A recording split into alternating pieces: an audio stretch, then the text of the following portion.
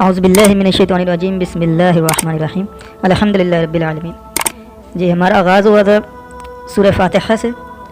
اور ہم نے اس کی آیتیں پڑھی تھی مکمل، اور آخری آیت ہماری رہتی تھی، اس پہ میں نے کہا تھا ایک تفصیلی معاملہ رکھوں گا، قادیانیوں کے حوالے سے بھی کچھ معاملات رکھنے اس پہ باقی تھے، تو اللہ کے فضل سے اس کو ترجیح دی جائے گی۔ تو جب ہم اس کی طرف دیکھتے ہیں، بسم اللہ الرحمن الرحیم، پہلے عربی تلاوت کر لیں۔ الحمدللہ رب العالمین الرحمن الرحیم مالک یوم الدین ایاک نعبد و ایاک نستعین اہدنا الصراط المستقیم صراط الذین انعمت علیہم غیر المغضوب علیہم ولا الضالین آمین۔ صراط الذین انعمت علیہم، سورہ فاتحہ آیت نمبر 6۔ ان لوگوں کے رستے پہ جن پر تو نے اپنا فضل فرمایا، انعام فرمایا، غیر المغضوب علیہم ولا الضالین، جو نہ مغضوب ہوئے، جن پہ نہ تیرا غضب ہوا اور نہ گمراہ ہوئے، یعنی جو نہ بھٹکے ہوئے ہیں۔ یہ اگلا ٹکڑے کو اگر آیت نمبر 6 کو ہم دیکھیں تو اس کے اندر جو قادیانی حضرات ہیں وہ اپنے لیے ایک پلی پکڑتے ہیں، جو وہ اپنی اضافی نبوت رائج کرنا چاہتے ہیں، اس کو لے کے وہ اس سے اپنی قادیانی نبوت ثابت کرنے کی ایک انتہائی لامحالہ کوشش کر رہے ہوتے ہیں۔ وہ کس طریقے سے؟ اس کے لیے ہمیں سورہ نمبر 4 کی آیت نمبر، سورہ نساء آیت نمبر 59 پہ جب ہم جائیں گے تو یہاں پہ اللہ تعالیٰ فرماتے ہیں، اور جو لوگ اللہ اور اس کے رسول کی اطاعت کریں گے وہی ہیں جو انبیاء، صدیقین، شہداء اور صالحین کے اس گروہ کے ساتھ ہوں گے جن پر اللہ نے اپنا فضل فرمایا، اور کیا ہی اچھے ہیں یہ توفیق۔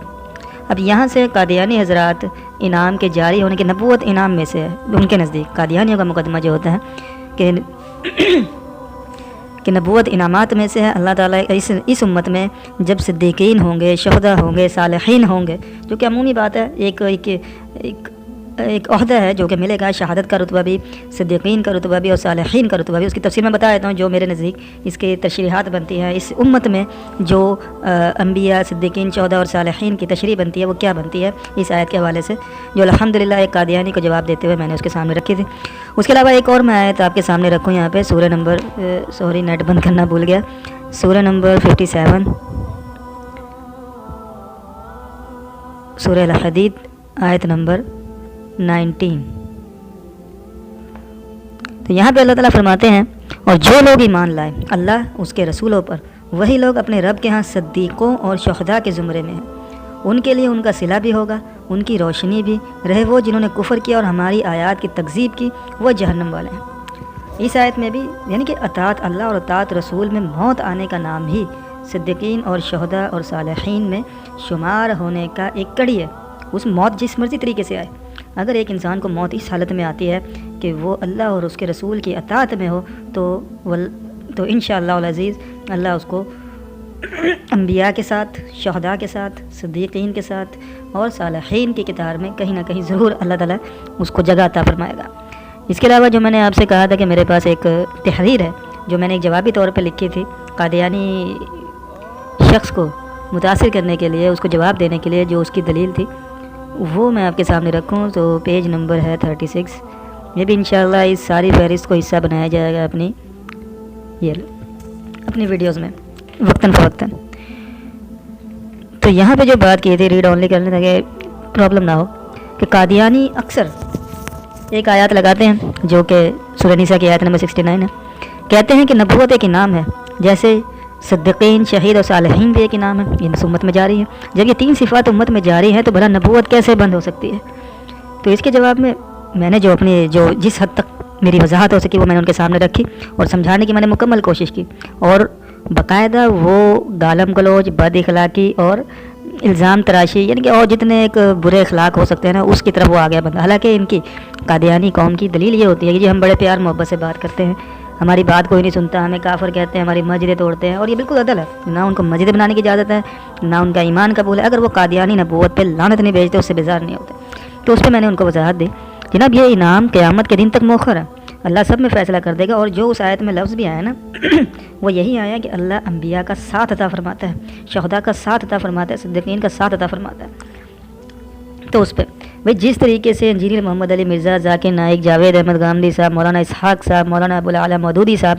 مولانا امین احسن اصلاحی صاحب، یہ جتنے بھی لوگ ہیں یہ سارے جو ہم دیکھتے ہیں جیسے شخصیات ان تمام فرقوں سے بیزار ہو کر اسلام کی تبلیغ کی ہے، ہر باطن عقیدے کی مخالفت کی ہے، تمام زمانے کو اپنا دشمن بنا رکھا ہے صرف اسلام کے لیے، تو ضرور اللہ ان شخصیات کو انبیاء کا ساتھ عطا فرمائے گا نبیوں والا کام کرنے کی بنا پر۔ اور جن لوگوں نے ان شخصیات کی مدد کی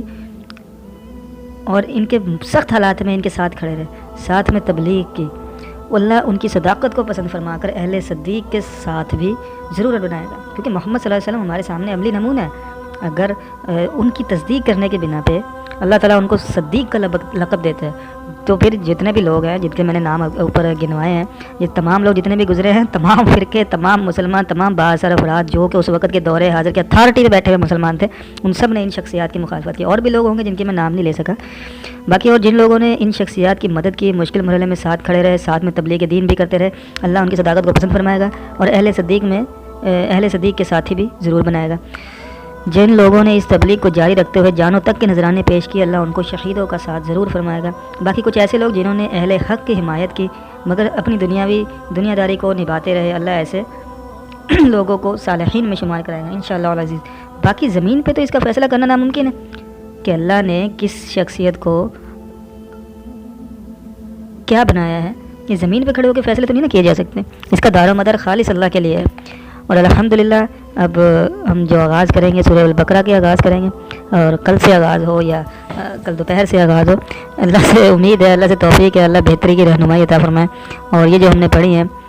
سورہ فاتحہ کی آخری 2 آیات اور سورہ نساء سورہ نمبر 4 آیت نمبر 59 اور 57 سورہ الحدید آیت نمبر 19، ان آیات پہ آپ غور کریں، فکر کریں اور قادیانیوں کے مسئلے پہ واضح 2 حرفی الفاظ رکھیں۔ اور یہ جہالت بھرا جملہ ہے کہ ہم محمد صلی اللہ علیہ وسلم پر بغیر کسی دلیل کے ایمان رکھتے ہیں، ان کی نبوت پر ہرگز نہیں۔ جس نبوت کی کوئی دلیل نہیں وہ دجالی ہے، وہ باطل ہے، وہ کذاب ہے۔ محمد صلی اللہ علیہ وسلم کی نبوت پہ دلیل یہ قرآن مجید ہے، اور جس نبوت کی کسی قسم کی دلیل نہیں وہ مسلمہ کی نبوت ہے، وہ اسود انسی کی نبوت ہے، وہ سجا بنت حارث کی نبوت ہے، وہ مرزا غلام قادیانی کی نبوت ہے، وہ یوسف قذاب کی نبوت ہے، وہ زاہد خان قذاب کی نبوت ہے، وہ عبدالغفار جنبا قذاب کی نبوت ہے۔ یہ جتنے بھی دور جدید کے جرمنی کی، کینیڈا کی اور انگریزوں کی پلی ہوئی قادیانی نبوتیں جو ہیں وہ ساری قذاب بے دلیل ہیں، اور محمد صلی اللہ علیہ وسلم کی نبوت پہ سب سے بڑی دلیل قرآن مجید ہے۔ الحمدللہ رب العالمین۔